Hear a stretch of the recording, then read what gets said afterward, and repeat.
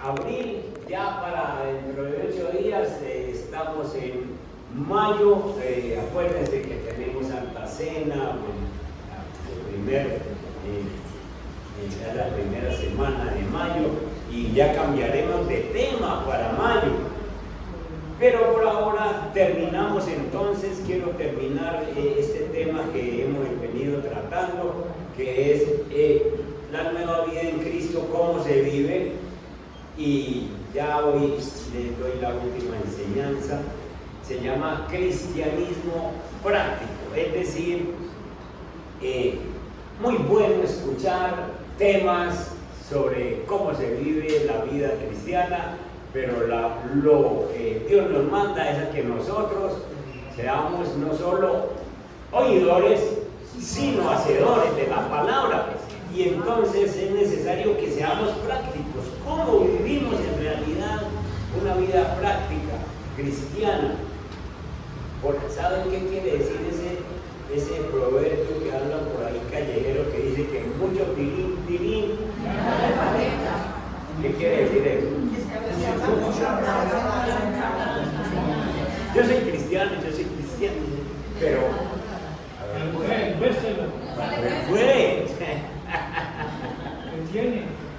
nos vamos a segunda carta de Pedro.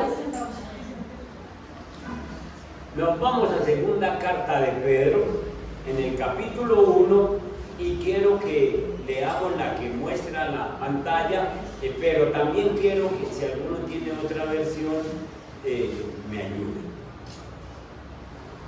Yo le digo en qué versículo me va a ayudar, pero leamos aquí primero. Simón Pedro. ¿Cómo se llama Simón Pedro? El mismo. ¿Qué título se pone? Siervo y apóstol. ¿Qué es un siervo? El que sirve. ¿Sí? A ver, Señor. Un siervo, en aquel tiempo la palabra en griego es doulos, y doulos quiere decir esclavo, es decir, lo que diga mi amo, lo que diga, ¿qué hago? Pedro, entonces es siervo y apóstol es enviado. Siervo y apóstol de Jesucristo nos está hablando a nosotros, a los que habéis alcanzado por la justicia de nuestro Dios y Salvador Jesucristo una fe igualmente preciosa que la nuestra. Es decir, que por la justicia de Dios, nosotros los lectores de Pedro alcanzamos una fe igualmente preciosa que la que tenía Pedro, Juan, Santiago. Esa fe es igualmente preciosa. Gracia y paz os sean multiplicados en el conocimiento de Dios y de nuestro Señor Jesús. Verso 3. Como todas las cosas que pertenecen a la vida y a la piedad, todas las cosas que pertenecen a tu vida y a la vida piadosa, a la piedad, nos han sido dadas por su divino poder. Es decir, nosotros ya tenemos todas las cosas que necesitamos para vivir una vida cristiana. Ya las tenemos para vivir una vida piadosa. Nos han sido dadas por su divino poder, mediante el conocimiento de aquel que nos llamó por su gloria y excelencia. Entonces tenemos todo lo necesario para vivir una buena vida cristiana. Por medio de esas cosas nos ha dado preciosas y grandísimas promesas, para que por ellas llegaseis a ser participantes de la naturaleza divina. Participantes de la naturaleza divina es que ustedes y yo hemos sido llamados hijos de Dios. ¿Qué se espera de un hijo de Dios? ¿Qué se espera? De tal palo se espera que viva como Dios manda. Usted se dice hijo de Dios, entonces viva como tal, como hijo de Dios, porque tiene esa naturaleza divina. Para tener esa naturaleza divina es porque hemos huido, hemos salido corriendo ¿de dónde? De la corrupción que hay en el mundo a causa de la concupiscencia, el deseo de hacer pecado. Verso 5.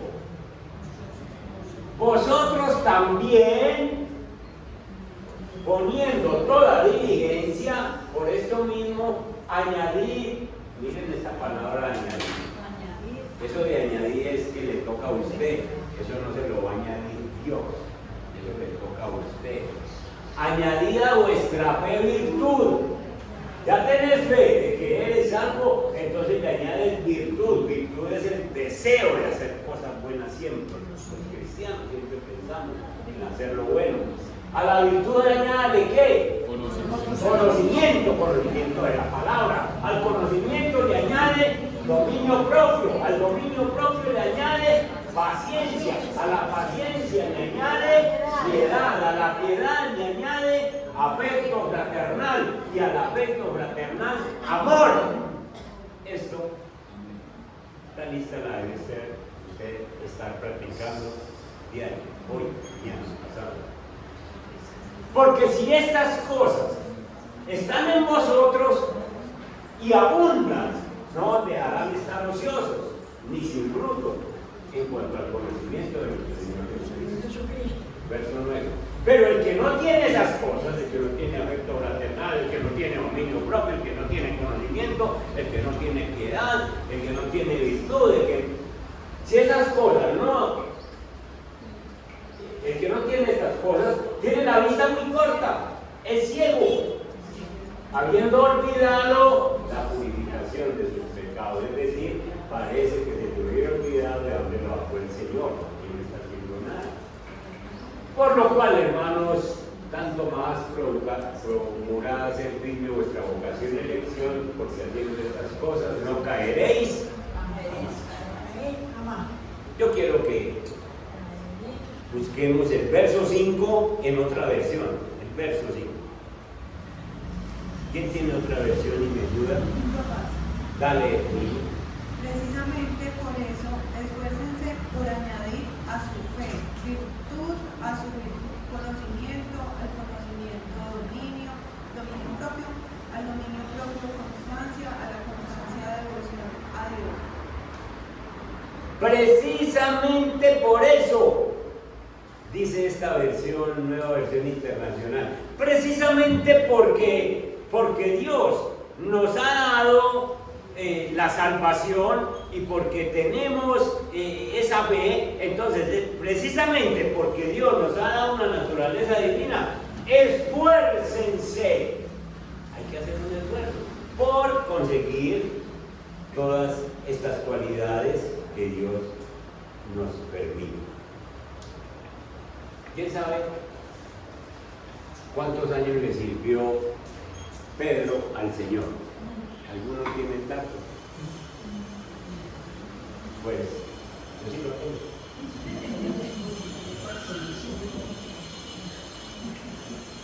Pedro se encontró con Jesús a los 32 años de edad, primera vez. Se estuvo 3 años y medio con Jesús en una vida muy fluctuante, aprendiendo de Jesús, sí, pero... Y cuando Jesús va a la cruz, ya Pedro se amarra los pantalones. Y Pedro murió a los 66 años de edad. ¿Cuántos años le vivió? 34 años. 34 años. Volvete al versículo 1. Simón Pedro, siervo, sirviéndole al Señor 34 años, ya sin miedos, ya sin dudas, ya sin problemas, ya no pescando, sino que sencillamente le dijo al Señor: esta es la hora que yo le voy a servir, y empezó a servir. Juan conoció al Señor de 30 años, se encontró con él, y Juan le sirvió al Señor hasta los 100 años que murió en la isla de Patmos. ¿Cuántos años le sirvió? ¿Cuántos? 70 años. 70 años. Juan también tuvo sus 2 o 3 añitos con el Señor aprendiendo, pero después de que el Señor Jesús resucitó, murió y resucitó, Juan se entregó completo y le sirvió 70 años. Desierto, sirviendo.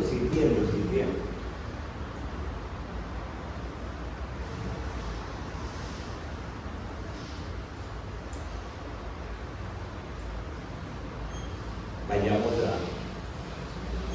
a un versículo que me interesa que ustedes lean. Lucas capítulo 23, verso 39.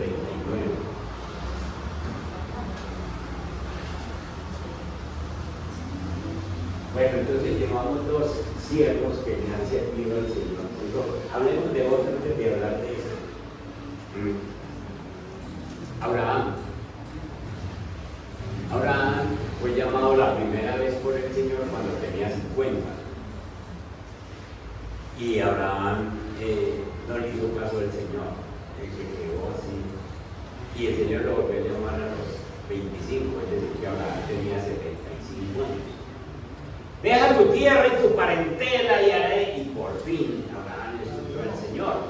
Y entonces empezó a obedecerle a los 75. Y se murió a los 175. ¿Cuántos años le murió? 100 años le sirvió a Abraham al Señor. 100 años le sirvió. Veamos Lucas 23. Y uno de los malhechores que estaban colgados, ahí al otro, habían 2 cruces, ¿cierto? Al lado de Jesús. Y uno de los malhechores que estaban colgados le injuriaba, diciendo: si tú eres el Cristo, sálvate a ti mismo y a nosotros. Y ese ladrón que está ahí colgado injuriaba al Señor: bájense de ahí, bájense a nosotros, y respondiendo el otro era bueno. El otro ladrón, pero tenía una cierta situación. Respondiendo el otro le reprendió diciendo: ni aún temes tú a Dios estando en la misma condenación. Ese ladrón sabía que el que estaba en la cruz. Nosotros, es decir, vos y yo, a la verdad, justamente padecemos porque recibimos lo que merecieron nuestros hechos. Mas ningún mal hizo. Miren cómo cae el viento.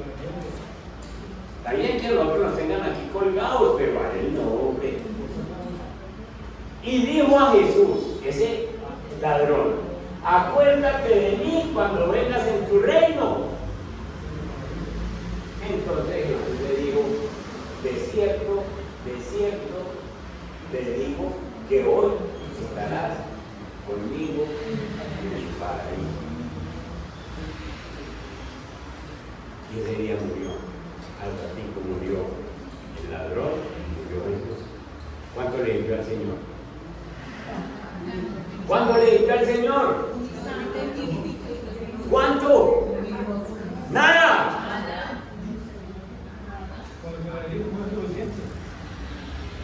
Estoy preguntando cuánto le dio al Señor. ¿Qué cosas hizo para servirle al Señor? Nada. Por pura misericordia, el Señor te regala la salvación. Por pura misericordia. Yo he acompañado a mucha gente en los hospitales a la hora de morir, que reciben a Cristo, se arrepienten, lloran, se detienen las lágrimas y se van. Y no le han servido de nada al Señor. A nadie le ha servido, pero por pura misericordia, Dios te regala la salvación. Tengan esto en cuenta. Entonces, Pablo sirvió unos años, Juan sirvió otros años, Abraham sirvió otros años, mucha gente le ha servido mucho tiempo al Señor. Moisés también le sirvió 40 años. Listo. Démonos de Abraham, de Pedro, de Pablo, usted. Ni. ¿Cuánto hace que usted le convirtió? ¿Cuánto hace? Pues que usted tenga la fecha. Mucha gente la tiene guardada.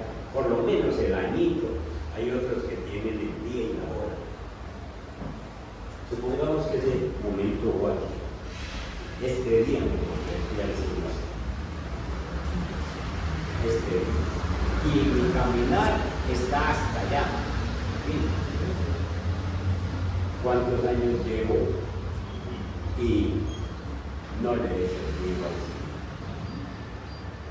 Ahora le voy a explicar más detalladamente qué es servir. Pero ¿cuántos años llevo después de que me convertí y no le he servido al Señor? En otras palabras, si el Señor hubiera hecho lo mismo que hizo con el ladrón, si no le vamos a servir para nada, era mejor que me hubiera llevado a seguir. Salvo de Cristo. Pero no se han dado cuenta de que el Señor te dio la salvación aquí y te deja trabajar hasta allá para que tú seas siervo del Señor, para que tú le sirvas al Señor. Porque de lo contrario, si Él, que se las sabe todas, si Él que se las sabe todas, hubiera dicho, este no me va a servir para nada, entonces me lo traigo de una vez, le voy a regalar la salvación, pues téngala y véngase. Pero a nosotros nos ha dejado, y evalúe, ya mismo, evalúe los años que lleva diciendo, yo soy cristiano, yo soy cristiano, yo soy cristiano, y de pronto nadie se lo ha notado. No, a nadie más ha influenciado su vida cristiana, no ha influenciado a nadie. Entonces mucho tilín,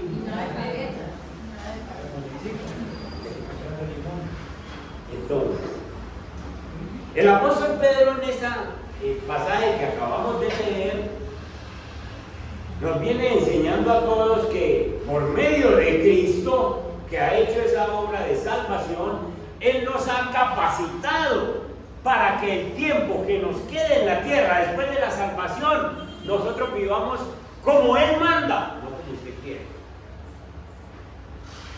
Son dos cosas diferentes. Yo digo, yo puedo vivir mi vida como quiera. No, señor. Usted es cristiano, usted tiene que vivir la vida como Dios manda. Porque para eso le regaló la salvación. Entonces, arrancamos aquí. El alpidio arrancó aquí.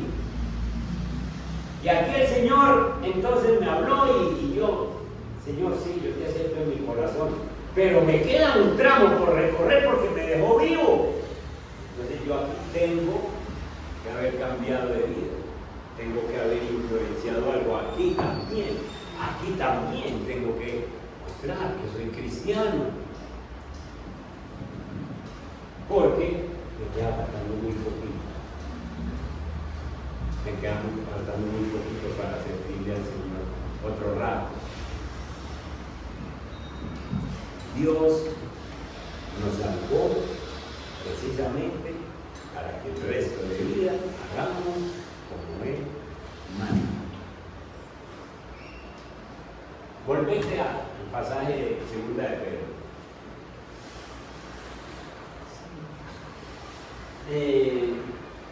El verso 3. Como todas las cosas que pertenecen a la vida y a la piedad nos han sido dadas por su divino poder. Entonces nos ha dado todo lo que es necesario para que nosotros podamos vivir como cristianos. Entonces, con la salvación, cuando Dios te da la salvación, no quiere decir que ahí terminó todo. No, vos sos salvo. Y ahí terminó la cosa. Ahí terminó para el ladrón. Para el ladrón que se lo llevó ese día, ahí terminó. No más. No vas a estar más en la tierra. No tuviste tiempo de hacer nada para mí, por pura misericordia, por lo que tenés en ese corazón, porque Dios conocía el corazón de ese hombre y porque hizo esa pequeña defensa ahí, venga para el cielo. Entra al cielo así como raspado, como los estudiantes malos que entran con 3, ahí siquiera caen, con 3. Son 5, raspado. Sí. Y entonces así entra, ¡pah! Y entonces a nosotros nos da otro trabajo que hacer. No es que con la salvación, yo ya soy salvo, yo ya soy cristiano, que evangelice el pastor, que predique el pastor, que vaya y haga trabajos el pastor, pero es que yo ya tengo la salvación y me siento. Usted se equivocó si está pensando así. Porque apenas tiene la salvación, es que empieza el trabajo. Ahí es donde empieza a trabajar, porque el Señor tiene propósitos eternos que no terminan cuando usted recibe la salvación. Apenas empiezan, por eso nos deja vivos. En los planes de Dios para nuestra salvación no estaba que Él nos salvara y que después nuestra vida se quedara inerte, sin producción, sino que nuestra vida vaya avanzando cada día más y podamos ser siervos de Él. Si Él nos ha hecho partícipes de su naturaleza divina, que ahí lo dice, para que llegases a ser partícipes de la naturaleza divina. Si Él nos ha hecho partícipes de su naturaleza divina, es decir, nos ha hecho sus hijos, cuando nacimos de nuevo, entonces Él nos pide que nos comportemos como sus hijos. Y un hijo de Dios hace las cosas que Dios le manda que haga. Y se debe notar en cualquier parte donde se mueva que es un hijo de Dios.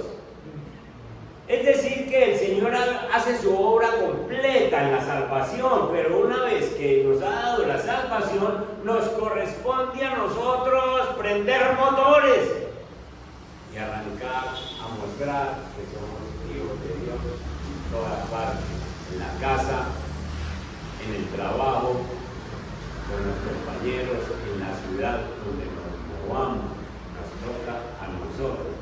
Ese versículo que leyó ahora la hermanita dice precisamente el verso 5. Vayamos al verso 5. Precisamente aquí dice, vosotros también, poniendo toda diligencia. ¿Qué es diligencia?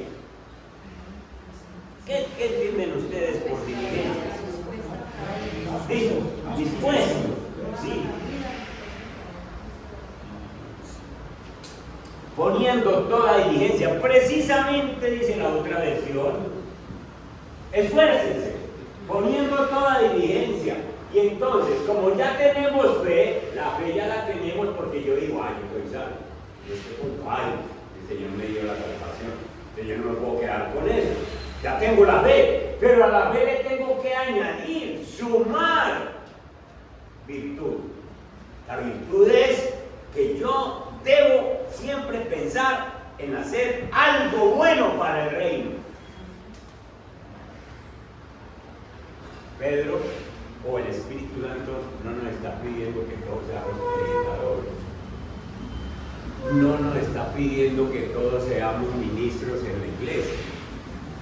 Él no le está pidiendo, usted tiene que meterse aquí, usted tiene que hacer esto, usted tiene que hacer lo otro. No. Él le está pidiendo que usted le añada a la fe que tiene, le añada virtud, que donde se mueva, a usted siempre le vean haciendo cosas buenas para el Señor, cosas buenas para el reino.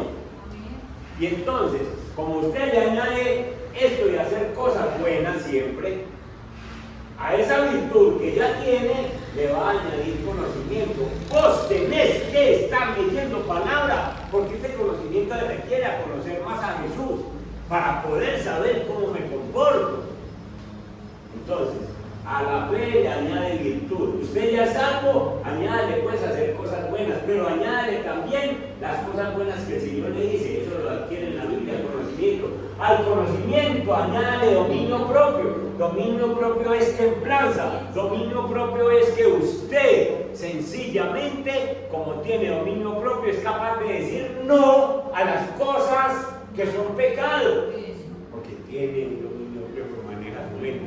Supongamos que a usted le gustaba mucho el aguardientico, el traguito, la cervecita, y se encuentra con el amigote de siempre y le dice, venga hermano que ya le lo mandé pedir, ya lo sirvieron. Y usted con un dominio propio que ya le añadió a la fe de ser salvo, le va a decir no. ¿Por qué? Porque ya no veo. ¿Por qué? Porque ya soy salvo. ¿Por qué? Porque Cristo me escogió. Y así para la fornicación, y así para cualquier tentación, y así para cualquier otra cosa, usted añade dominio propio. Se tiene que notar. Al dominio propio le añade paciencia. La otra versión dice constancia, es decir, firme en el camino cristiano. A la paciencia añade piedad. Piedad es una vida piadosa, una vida de oración, una vida de devocional. Añádale. Miren que el Señor dice, no, tenga, yo lo decimos, no ve. Añádale. Usted, añádale. Póngale. A la piedad, versos 6 y 7, añádale afecto fraternal. Afecto fraternal es amor a los hermanos.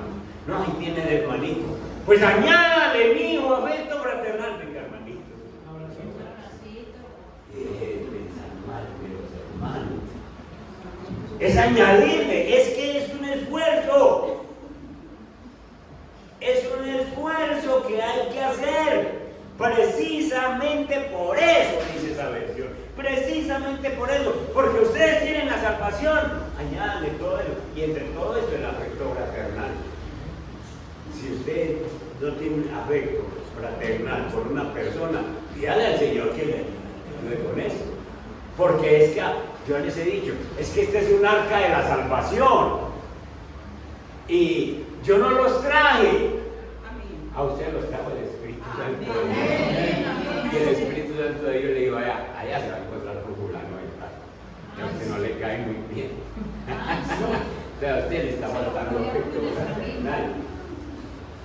Afecto fraternal. Y al afecto fraternal añade ¿qué? Amor. El amor por qué más. Amor.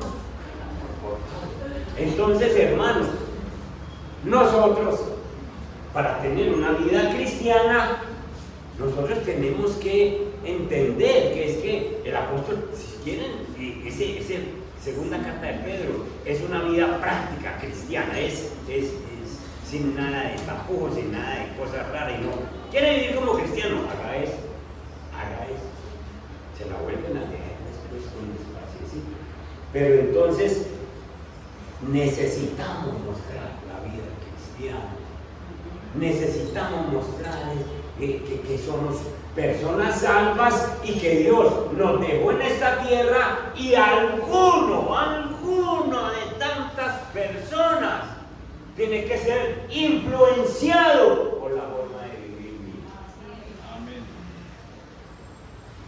Yo estudié con dos muchachos, alguna vez les conté esto, estudié con dos muchachos de Santander, eran hijos de pastores, pero eran borrachos, mujeriegos, eran locos, no iban a la iglesia. Y ese papá, pobre, tenía una biblicita que de tanto obviarla ya estaba toda ajada, y él la ponía en la esquina de la cama, se arrodillaba ahí y ponía la biblicita ahí y oraba. Dicen que ellos entraban muchas veces a las 12 y 3 de la mañana a orar, y el papá estaba llorando. Señor, traiga a su muchacho, Señor, por favor. Se murió el pastor, y en la iglesia hicieron una velación en la iglesia, cámara ardiente, y llegaba toda la congregación. Y iban pasando la congregación, gracias Dios por este pastor, le daban gracias a Dios, cómo oró por mí tal día y cómo el Señor me ayudó, y le daban gracias, y cómo me enseñó, yo estoy aquí por este pastor, yo he logrado tales cosas porque este pastor me predicó. Y esos muchachos ahí atrás, con la cabeza agachada. Y ese mismo día, a la hora de sacar el cadáver para la cremación, ellos se pararon en público y dijeron: nosotros no tenemos todas esas palabras de agradecimiento porque nosotros mantuvimos muy alejados del papá, pero iglesia no se va a quedar sin pastor. Porque mi hermano y yo hemos hablado ahí atrás y hemos prometido que mientras mi mamá se encarga de aquí de la iglesia, nosotros vamos a ir para el seminario a estudiar para ser pastor y estudiaron conmigo.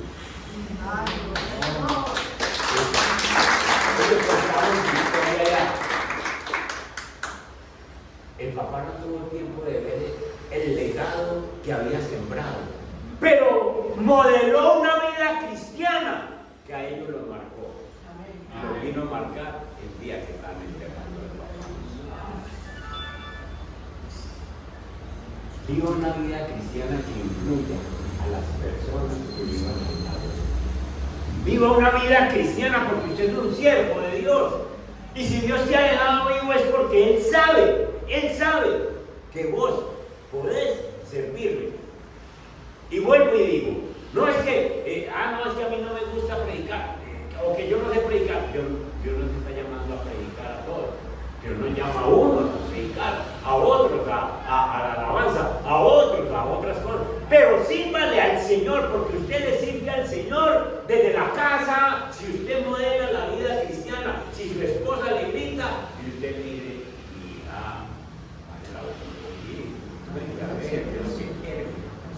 le está modelando la vida cristiana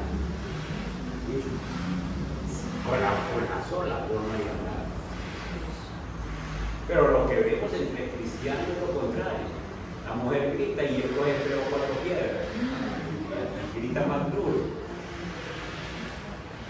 No es la vida cristiana que Dios le llamó para que se incluya al mundo.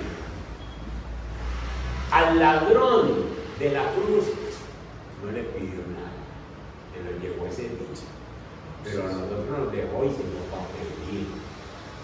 a pedir, porque cuántos años llevamos y de pronto pensamos que no tenemos que servirle al Señor, y por eso es que nosotros tenemos que ponerle cuidado a estos versículos, porque dice, vuelven a poner el verso, déjame, porque si estas cosas están en vosotros y abundan, ¿qué es lo que tiene que hacer esto en nosotros?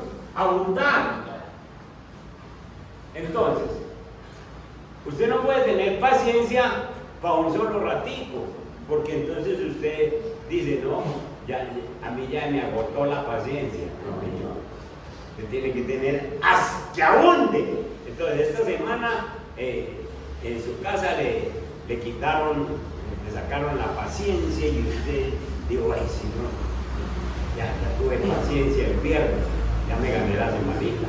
Entonces el sábado no tengo que tener paciencia y el domingo usted tiene que abundar en todo esto, tiene que abundar en dominio propio, porque todos los días tiene que escribirla, todos los días tiene que sacar la paciencia, el dominio propio, el amor fraternal. Es todos los días, debe abundar en nosotros, porque nosotros esas virtudes tenemos que alimentarlas diario.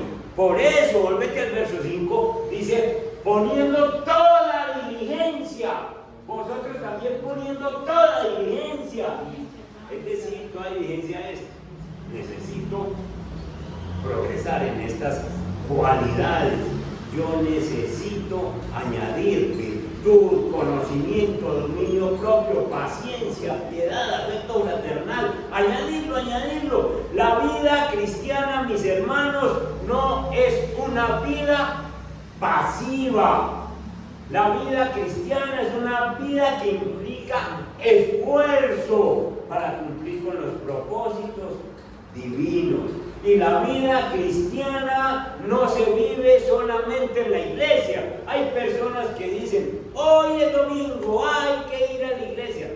Buen vestidito, carita, santica, para llegar a la iglesia, ¿cierto? Y en tu carita, saludito, besito, abracito, son mis hermanos.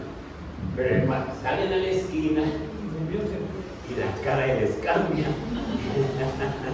empiezan a mirar de otra forma, se les mete la lujuria, la lascivia, no sé qué cosas. Y hermano, modele la vida cristiana cuando usted sale a la calle, usted tiene que modelar la vida cristiana. Se vive todos los días y en todas partes donde nosotros estemos. La vida cristiana se vive en todas partes donde nosotros estemos. No es una vida para vivir solamente en la iglesia. Debemos crecer en ella. El cristiano debe tener una vida de crecimiento continuo. Porque para eso no tenemos vida. Hay cristianos bonsai. ¿Saben?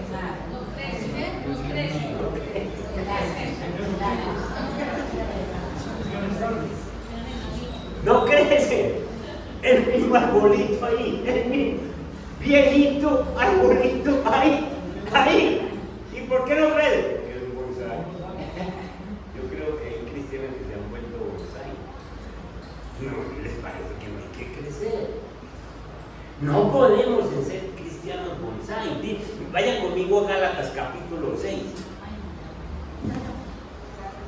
El verso 9.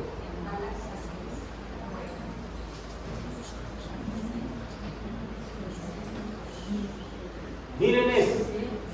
No nos cansemos pues de hacer el bien, porque a su tiempo segaremos si no desmayamos. Y el verso 10. Así que según tengamos oportunidad, hagamos bien a todos y mayormente a los de la familia de la fe, a la iglesia. Entonces usted no puede pensar en que ya creció, que vuelve bonsai. Si usted tiene, no, es que yo ya hice lo que iba a hacer, como así. Miren, yo terminé teología. 6 años me tocó estudiar de teología, cuando todo el mundo estudia 5, porque yo estudié 6, porque el primer año que me metí, estudié siendo griego, yo pensaba que con griego tenía, y estudié todo un año de griego, pero después me dijeron, no sé, ¿qué está haciendo? Si con griego, ¿qué va a hacer? Interpretar mejor la Biblia, no, amigo, usted tiene que estudiar teología. Entonces cuando me metí a estudiar toda la teología, me tocó hacer los 5 años, pero yo nunca he dejado de estudiar. Nunca he dejado de estudiar. Yo no dije, soy teólogo, tengo un cartón, lo cuelgo allí en la oficina y ya soy teólogo y ya me siento. No. Ustedes saben que eso tiene que pasar en la medicina. Un médico tiene que mantener estudiando para ver qué hay de nuevo, para ver cómo trata eso, qué medicamento. Tienen que mantener, tienen que estar renovando. Los cristianos tenemos que estar creciendo. Por eso dice, entre las cualidades, añádale conocimiento. Añádale conocimiento. Ustedes no se queden sin añadir conocimiento. Y entonces, cuando uno tiene todas esas cualidades, uno va creciendo y uno no se cansa pues de hacer el bien. No se canse. Que yo hice el bien allí y allí. Siga, que es que usted tiene. ¿Cómo? Porque a su tiempo llegaremos y no desmayemos. Así que según tengamos oportunidad, es decir, cada que se presente la oportunidad, haga el bien a todos y mayormente a los de la familia de la fe. Eso es virtud, pensar siempre en que yo estoy para hacer bien. Yo no tengo por qué tener algún momento un pensamiento para mal. Una señora se me acercó un día, ya no está en la iglesia porque no imaginen a nadie. Pastor, es que mi esposo a veces que dice que va a llegar a las 8 y llega a las 9 o 10, y a mí me da una rabia. Y entonces, como le gusta que yo le sirva la comida tibiecita para comer rápido, y yo se la sirvo bien caliente para que queme la lengua. Yo le digo, usted es muy fregado. ¿Está pensando en hacer? Es una maldad. Está pensando en hacer mal. Los cristianos no estamos para pensar en hacer mal a nadie. Cada que tengamos la oportunidad de hacer bien, cada que oportunidades nos presentan diario para hacer el bien. Y hacer el bien es saludarle a una persona, mostrarle con mi vida cristiana que se comporte de esa o de tal manera. El creyente verdadero no debe pensar en hacer mal en ningún momento, o pensar que, bueno, ya hoy hice el bien, mañana no tengo que hacer lo mismo, ya esta semanita ya está bien. No, Señor, cada que haya oportunidad de mostrar a Cristo con mi comportamiento, con mi conducta, haga el bien a todos. Todos los días, en la casa, con la esposa, con los hijos, con los vecinos, con los amigos del trabajo, con el jefe, con los compañeros. Dios nos da la oportunidad de ser bendición a otros. No lo deje pasar. No deje pasar esa oportunidad. Que seamos instrumentos fieles, instrumentos productivos, instrumentos útiles en la sociedad en la cual hemos sido plantados. Volvete a la carta y terminé. Hay personas que, buscate el verso 9 tal vez, ese. El que no tiene esas cosas, el que no tiene dominio propio, que no tiene virtud, que no tiene conocimiento, tiene la vista muy corta. Tan corta, ¿cómo le llaman a una persona que tiene la vista corta? Miope. Es muy miope. Un cristiano que no tiene estas cosas tiene la vista muy corta. Entonces es muy miope, entonces no ve, como no tiene las cosas, entonces no ve, ¿yo qué tengo que hacer entonces? Y no ve cómo ayudar, no ve cómo bendecir, no ve cómo tener dominio propio, tiene la vista muy corta. Y es ciego, no ve las oportunidades para servir, no ve dónde puede servir con sus talentos, con sus dones. Pero hay una cosa peor. Es tan ciego que para adelante no ve nada. Y mira para atrás y se le olvida de a dónde lo sacó el Señor. Olvidando la purificación de sus antiguos pecados. Es decir, aquí nació de nuevo y va por aquí, no ha hecho nada, no ha servido nada, lleva 10 años diciendo que es cristiano, no ha hecho nada, mira para adelante y no ve qué hacer, y mira para atrás y no sabe de dónde lo bajó el Señor. No se acuerda porque olvidó la purificación de sus pecados. Qué cosa, ¿no? Entonces, hermanos, así es de que es necesario que nosotros vivamos un cristianismo práctico. Muy a propósito, investigué los años que sirvieron Pablo, que sirvieron Juan. Tengo muchos años, muchos hombres, los años que sirvió David, los años que sirvió Elías, Eliseo, para que sepamos nosotros cuánto llevamos de cristianos y cuánto le hemos servido al Señor. Si ha estado, a los que dicen, llevo 10 años de cristiano, pero yo no, en mi casa yo no he modelado, ni siquiera saben que soy cristiano, ni siquiera los hijos me copian, ni siquiera los familiares saben que soy cristiano, ni siquiera he evangelizado a nadie. Entonces, perdiendo el tiempo.